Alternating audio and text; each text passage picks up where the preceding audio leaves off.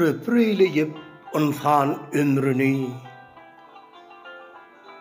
ıkbala berýändir dürlü öwrüni.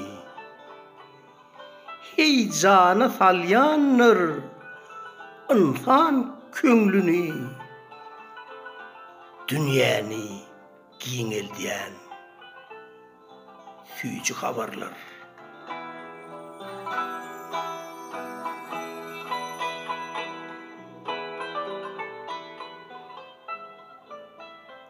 Emma ussagamy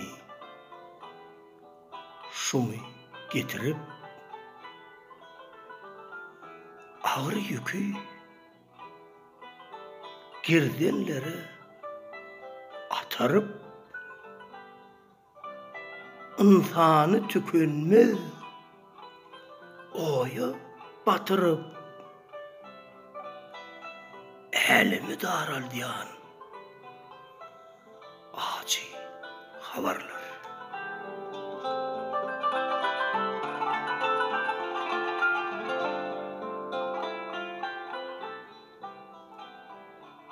Hüncün buşluğun şeyle yakımlı, yatladıp çeşmenin duru akımlı, ona düşen ayın tılla yalkımlı,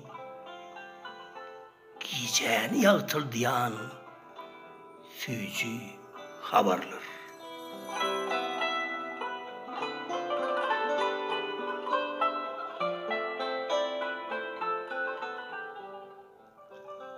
Kalba ağram talıp sağlığı alyan erkederek dine ecizlik berýän umytlaň öňüne perdesin gerýän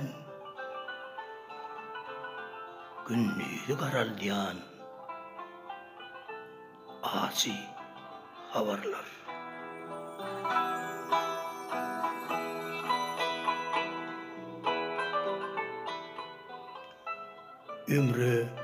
Ömür goşup kergiz yigdeldiýän kalpdaky yakymly sazy dinledýän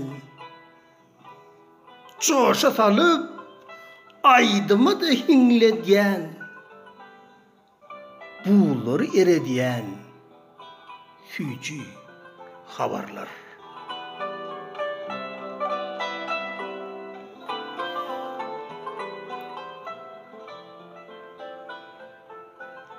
Habarlar. Ömrümde men siziň näçäňizi duşdum kam. Sanasam soğa var diýleni. Size deşli bolmaly.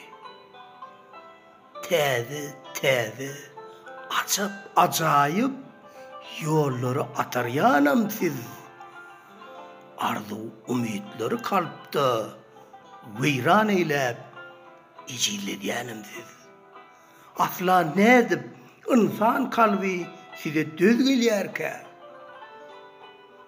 Howada adam maşy daştan gaty diýleni de. Şol sebäpli size bolan garaýşam dürli.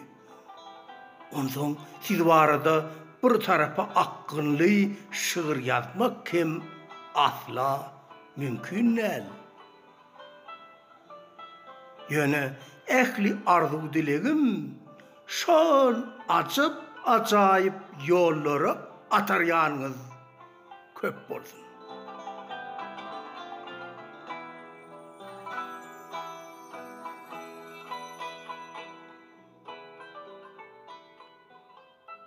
Bu kıssaly goşgy meniň Watan diyar mekan atly kitabımdan alındy. Köp sağ olun.